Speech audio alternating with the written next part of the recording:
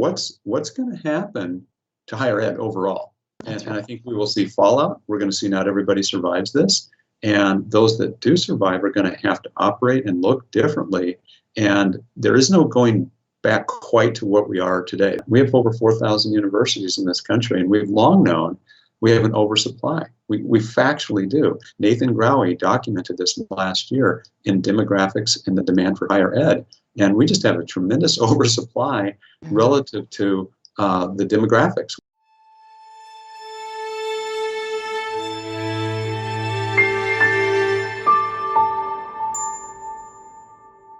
Hi, everyone. This is Karen Hung with Silver Rock Consulting. We focus on growth strategies for our clients. And today we're just so delighted to have Mark Mone, who's the Chancellor of University of Wisconsin-Milwaukee. And Chancellor Mone, we've met a few times. The first time we met, we were working on a large regional project around bringing talent into this area to give us even bigger commerce lift. So I remember those interactions quite well. Chancellor, for our audience today, would you just share a little bit about your background and UWM and what UWM is doing? Happy to do so, Karen. Thank you for having me. I've been at UWM for quite a while, in fact, over 30 years, and was in the academic side of the house, teaching, doing research for many years in the Lubar School of Business, and then became back in 2011, started doing some campus level activities around strategic planning and campus climate. And then 2014 became interim chancellor, and then late that year became chancellor. So I've been in this role for a while, and really happy to do it. It's been quite a ride, as you know, for the last several months. I do want to say that when I met you in our work involving some of the regional collaboration, I've just been so impressed with you and your colleagues at Silver Rock, and just really enthusiastic about anything you're associated with, Karen. So thanks for this opportunity. Thank you, Chancellor. We have a lot of respect and admiration for you too and what you do. Let's talk about the educational sector. I think that certainly has been a sector that's been tremendously impacted by COVID-19 and a lot of very, very, very fast pivots. And UWM, we saw that as well. So share with us a little bit of behind the scenes, what some of the decisions were and how you moved. I think there's really two major directions that we've been working through. The number one is, focusing on safety and having students migrate to that online environment. And you've seen that nationally. We talked a little bit before this discussion around how different education organizations are finding their way or not. And what I've been maintaining and trying to compel our folks to think about is that we're all in the online environment now. There's no question about that. But what's going to differentiate us both now and for the future is how effectively we go online. And what I mean by that is it's not just the traditional culture of learning and having content and putting material online. It's that culture of care, support, being there in a way that's not easy to do necessarily in a virtual environment. So that's the big direction we're heading. The financial impact, devastating. And I say that about education across the board. As you know, I'm very fortunate to be able to chair the Higher Ed Regional Alliance. We have 18 higher ed members. And I can tell you, the discussions with them at the broad collective level and then individually, it's just devastating.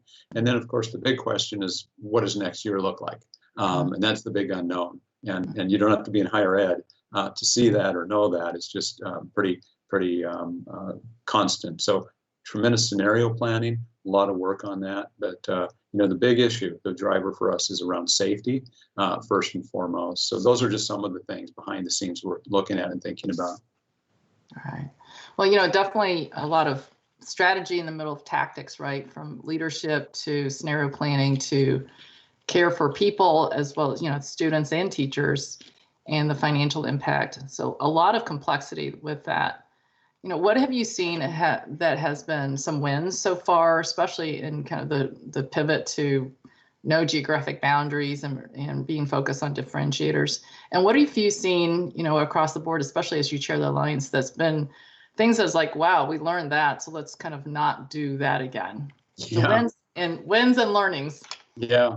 I think on the wins front, I'm particularly proud of how quickly we took over 6,000 courses that include 7,300 sections online, with less than maybe 1.5% that really couldn't go online. As you can imagine, there's certain clinical or practicum types of things. So huge kudos to our faculty and staff. We built on already having 11,000 students, the largest number in the state of Wisconsin, online already. So we had a lot of nationally leading good experts, really amazing talent to help us with that. So that's a win, and something that I'm really proud of. I think the types of things we've done around cost reduction, in terms of immediately moving to trimming where we could, taking care of students, becoming eligible for the CARES funding. That's the stimulus package that the feds pushed through. A lot of things there that does not begin, though, to negate some of the offsetting revenue losses that we have and expense increases. So some of the challenges that we're working on is, how do you reduce in a university environment where your largest fixed cost is people? How do you do that in a way that enables you to maintain for the future the capabilities around education, and at the same time reduce costs? And we're not like a factory. We're a very different type of organization. As you pointed out, the complexity, the long-term development, our staff and talent of the faculty, it isn't just something like you can hire folks off the street to do this. It's long years of development experience to be in those types of positions, to have the expertise. So that's the balance we're trying to find. We've gone into both what we call intermittent furloughs, which is the across the board type that's taking effect a little bit in June and then for the next academic year. And then we're also going by position specific furloughs. So making decisions around who's able to work remotely, and that was kind of easy. Initially some types of positions were pretty quick, and we had federal and local COVID leave types of support. But as this is stretched out, getting into some of the harder decisions around, you can work remotely, but you're not critical today, and we need to save money. So we're really working hard through that. You've heard at other universities in the region these same types of issues. We put 267 people on one type of furlough about a week and a half ago. We'll be putting probably at least that many more in the next week or two. So those are the hard decisions. As far as what I wouldn't do again, it's still too early to tell. Some of the effects of some of these types of things. The preliminary results for us, compared to, it's really interesting. We have a national inversion here. And what I mean is that nationally, the survey data that we're seeing is about 2/3 of students, up to 70%, do not like the online format. And that's somewhat expected, because they bought a different package, didn't they? They bought an experience of the fun you have in college, the learning that you have, safety in numbers, all the things that you have on a campus environment, whether it's athletics or all those things. And in an interesting way, we fractured a lot of those relationships and supports to go online. Instead of having that, we're the opposite. About 30% of our students are dissatisfied, 70% are supportive. So again, good for us. But I think the biggest issues, and what I'm worried about the most, like everybody, is that there's the big existential question: will they come back?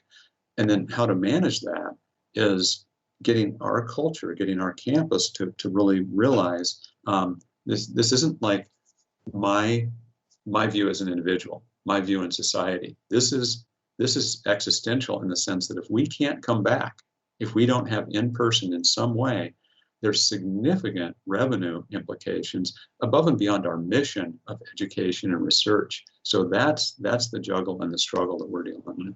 Wow. So a lot to unpack there, but certainly a few things that I've heard was, one is, how do you think through a business model that's at scale? I mean, because you have certainly scale, multiple campuses, larger numbers, part of the state system. So that's one.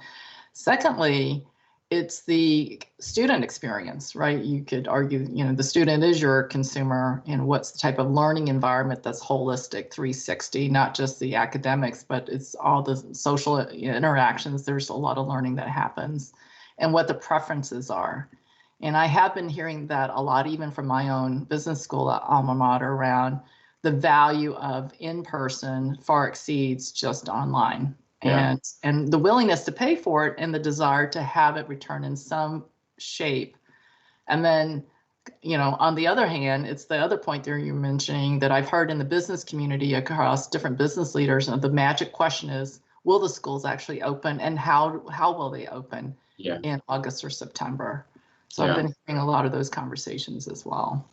So there's, interestingly, this short-term, immediate, intermediate, and long-term. And there's just big questions at every level, but we're managing with more predictability and decisiveness at of course, the short term. Intermediate, I describe that as late summer and fall, because a lot of people, that's your long-term planning. But I'm actually going beyond that too. And this is, I think, critically important, because you're hinting at, what's going to happen to higher ed overall. And I think we will see fallout. We're going to see not everybody survives this. And those that do survive are going to have to operate and look differently. And there is no going back quite to what we are today. There will always be room, I hope, and need for both the undergraduate and graduate in-person experience. But I think it's going to be skinnied down, and not all campuses are going to be able to do that. We have over 4,000 universities in this country, and we've long known we have an oversupply. We factually do. Nathan Growe documented this last year in demographics and the demand for higher ed. And we just have a tremendous oversupply relative to the demographics. We're just running out of teenagers. Yeah. Well, Chancellor Mone, there's a lot more that I'd love to ask you. Let me see if I can try to bring this topic a little bit into a close. One is, as I think about the educational sector, it is a strategic sector for our nation, and it is inextricably integrated into our social fabric, our competitive advantage, all sorts of things. So in terms of a longer view, what are some of your thoughts around how we need to be mindful as a society and as business and commerce of really helping to prioritize education in the educational sector? Maybe some thoughts and words for our listeners around that. First thought, thank you, Karen. It's an important question. First thought is that for our economy to rebuild, for us to gain and regain the strengths that we've had, education is going to be absolutely essential. And I'm just not saying that in terms of the words and as a philosophy or because I'm biased, because I'm in it. I worked in industry for a decade before I was in higher ed, and I can tell you the transformation, the need for skills in the future that are different than what we have today are profound. We had been working in this state, as you know, some of the things you've been working on is to help align the capabilities around more engineers, computer scientists, healthcare, nursing, the shortages that we had, to help align regionally the kinds of work that we're producing, the talent that we're producing. I'm really happy to talk about 170,000 students or so in this region that have remarkable skills. But the future rests upon us being able to transform even more radically through digital skill platforms, data analytics, visualization, a lot of things that are going to help a smart economy, help us move manufacturing in future directions that we need to accelerate. Higher ed has a lot of those resources, skills, and tools. You also pointed out the importance of this as a sector. And I can tell you in the state of Wisconsin, the UW system alone has 40,000 employees. That's one of the largest employers, but add in the privates and the tech college system, and you probably have, I would have to guess, all in 60 to 70,000 employees in the state. That's got to be one of the biggest, sectors that we have. So they're also representing some of the largest employers in their respective communities. So those things together suggest public education, especially, as well as private education, has a huge impact, and we've got to develop stronger partnerships and be very vocal about, on the education side, what we can do, on the employer side, what is needed, and bring those together even more powerfully. Wow, that's great. Well, I can't close without asking you for one or two bites of, points of advice for the students. What are one or two things that you would just want to say to students across the board today? The number one thing I'd remember is that you are facing some of the most significant challenges many of us went through. I graduated in '82 with a degree, and I know the effect of recession. We're going to get through this. This economy is going to come back. You're going to have opportunities. Education is the path. It's the door that's opened. I have found that my education was the stepping stone, that nothing could ever change that. Nobody could take that away. And that gave me the confidence and the skills that I needed for the future. You can pivot in many, many ways with a good, solid education. So that's the number one thing. We're going to get through this. Have faith. You're going to have to be more entrepreneurial. You're going to have to be more focused and independent. But those are strengths that are going to serve you well in your life. All right, great. Thank you so much. It's been such an honor to have you, Chancellor Mone, and thank you for taking time to share some of your perspective and certainly some of your wisdom. Well, you're welcome. It's my pleasure, Karen. Always great working with you. Thank you for having me. Wonderful opportunity.